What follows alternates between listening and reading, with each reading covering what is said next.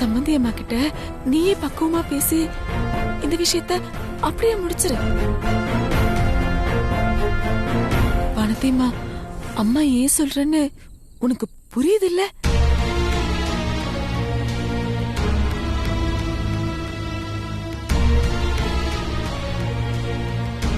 வானதி, அப்பா என்னம்மா இந்த நேரத்துல எல்லாரும் இங்க நின்னு பேசிட்டு இருக்கீங்க?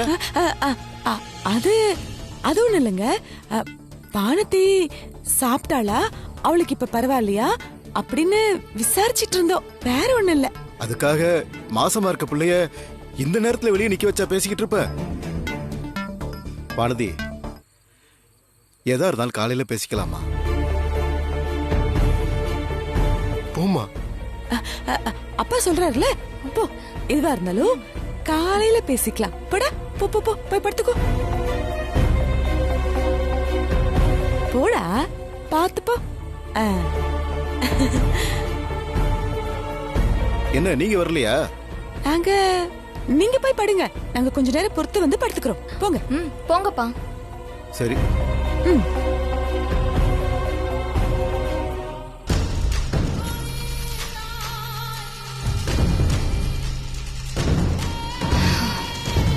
மா, அவ மட்டும் நாளைக்கு அத்தை கிட்ட உண்மையை சொல்லட்டும், அப்புறம் வெடிக்கும் பாரு இந்த வீட்ல ஒரு பூகம்பம். வெடிக்கிட்டோண்டி, அத பார்க்கணும்னு தானே காத்திருக்கேன். வெடிக்கட்டும்.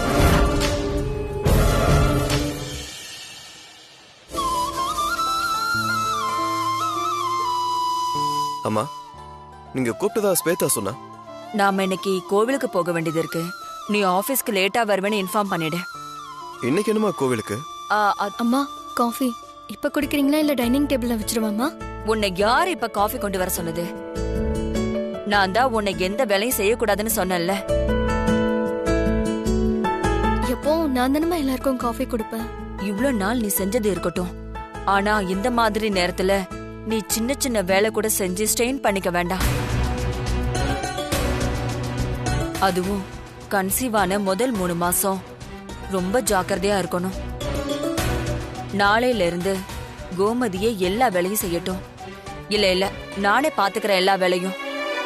இதுல என்ன இருக்கு? முதல்ல அத என்கிட்ட குடு. இல்லம்மா, பரவாயில்ல, குடுன்னு சொல்றேன்ல. நல்ல நேரம் முடியறதுக்குள்ள நம்ம கோயிலுக்கு போனோம்.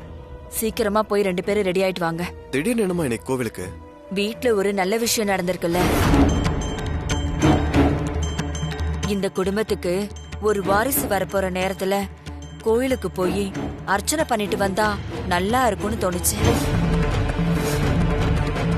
அதான் உன்னோட பிஸி ஷெட்யூல்லையும் உன்னை ஆபீஸ்க்கு போக சொல்லாம என் கூட கோயிலுக்கு வர சொல்றேன்.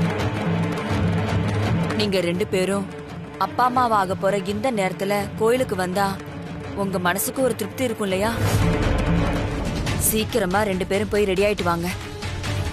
அம்மா. என்ன கார்த்திக்? நான் கோவிலுக்கு வரலம்மா. என்ன கார்த்திக் பேசுற? நான் இவ்ளோ சொல்லியும் கோயிலுக்கு வரலன்னா என்ன அர்த்தம்? எனக்கு ஒரு முக்கியமான வேலை இருக்கு. எந்த வேலையா இருந்தாலும் ஆபீஸ்ல வேற யாரையாச்சும் அதை பார்க்க சொல்லு. நீ கோயிலுக்கு வா என் கூட.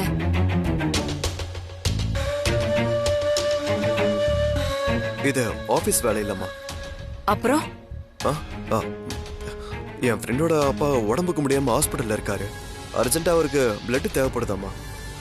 அதான் ஹெல்ப்புக்கு என்ன வர சொல்லியிருக்காங்க. அத உங்ககிட்ட சொல்ல வரதுக்குள்ள நீங்க கோவிலுக்கு போ பிளான் பண்ணிட்டீங்க. என்ன கார்த்திக் நீ? உங்க 2 பேரையும் நான் கூட்டிட்டு போலான்னு நினைச்சா நீ இப்ப வந்து இப்படி சொல்லிட்டு இருக்க. எனக்கு உங்க நிலைமை புரியுதுமா. ஆனா ஒரு எமர்ஜென்சி சிச்சுவேஷன்ல ஃப்ரெண்டு ஹெல்ப் கேட்கறப்போ வரேன்னு சொல்லிட்டு போகாம இருந்தா அது நல்லா இருக்காது இல்லையா? சரி, கஷ்டமான நேரத்துல உன்கிட்ட ஹெல்ப் கேட்டிருக்கானா, நீ போயிட்டு வந்துரு. கோயிலுக்கு வேணா நானும் வானதி போயிட்டு வந்துடுறோம். சரி வானதி, நீ போய் ரெடி ஆயிட்டு வா, நான் இப்ப வந்துடுறேன்.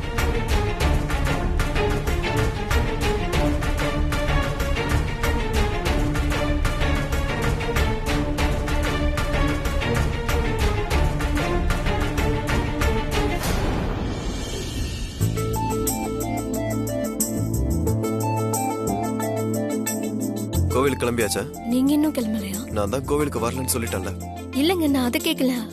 நீங்க ஏதோ உங்க ஃப்ரெண்டோட அப்பாவுக்கு உடம்பு சரியில்லை, அவரை பார்க்க போகணும்னு சொன்னீங்களே, அங்க போக கிளம்பலையா? அது நான் கோவிலுக்கு வராம இருக்கிறதுக்காக அப்படி போய் சொன்னேன். வேற எந்த காரணத்தை சொல்லியிருந்தாலும் அம்மா என்னை விட்டுருக்க மாட்டாங்கன்னு நல்லா தெரியும். அதனாலதான் இப்படி ஒரு பொய் சொல்ல வேண்டியதா போச்சு. உங்களை கோயிலுக்கு தானே கூப்பிட்டாங்க, வந்துட்டு போயிருக்கலாமே. அவங்க எந்த விஷயத்த மனசுல வச்சுக்கிட்டு நம்மள கோவிலுக்கு கூப்பிடுறாங்கன்னு உனக்கு தெரியாதா? ஒண்ணுமே இல்லாதத ஆளுக்கு இந்த வீட்டுல ஏதோ கற்பனை பண்ணிட்டு இருக்காங்க. யாராச்சும் அந்த டாபிக் எடுத்தாலே எனக்கு எவ்வளவு இரிட்டேட்டிங்கா இருக்கு தெரியுமா? இப்ப நான் அவங்க கூட கோவிலுக்கு வந்தாலும் அம்மா இத பத்தி மட்டும்தான் பேசிக்கிட்டு இருப்பாங்க. அதுக்கு நான் வராம இருக்கிறது பெட்டர். நீ கன்சீவால்ன்ற விஷயம் உங்க அப்பா அம்மா கிட்ட சொல்லி அதுக்கப்புறமா எங்க அம்மாக்கு தெரியறது சரி வராது. பேசாம நீயே போய் அம்மா கிட்ட இந்த விஷயத்த சொல்லிடு. நான் எப்படிங்க சொல்ல முடியும்? இவ்ளோ இஷ்யூ ஒன்னால மட்டும்தான். அப்ப அம்மா கிட்ட நீ தானே போய் சொல்லணும். வீட்டுல வச்சு நீ சொல்லலாம்னு நினைச்சா ஏதாவது ஒரு டிஸ்டர்பன்ஸ் ஆயிட்டே இருக்கும். அதனால கோவிலுக்கு போறப்ப கார்ல வச்சு அவங்க கிட்ட உண்மையை சொல்லிடு. நீ என்ன செய்வியோ ஏது செய்வியோ எனக்கு தெரியாது. கோவிலுக்கு போயிட்டு அம்மா வீட்டுக்கு வரப்ப நீ இப்ப கன்சீவால்ன்ற விஷயம் அவங்களுக்கு தெரிஞ்சிருக்கணும். இத டிலே பண்ணிட்டே இருக்காம இப்ப போறப்பவே அவங்க கிட்ட உண்மையை சொல்லிடு.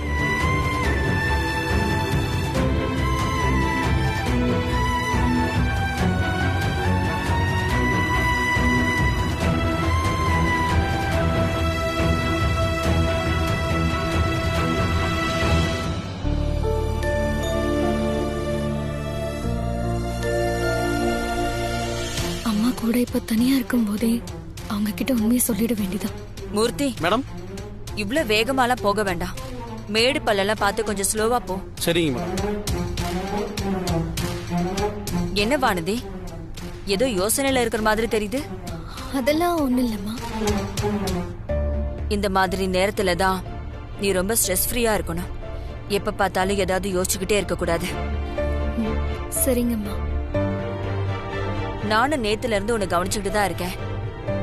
நீ கன்சீவ் ஆனது தெரிஞ்சதுல இருந்து உன் முகத்துல ஒரு சந்தோஷமே இல்லையே வானதி. ஒரு பொண்ணுக்கு அவ வயித்துல இன்னொரு உயிர் உருவாகிறது தெரியற அந்த நேரம் எவ்வளவு சந்தோஷமான விஷயம் தெரியுமா? ஆனா நீ அப்படி எதுவும்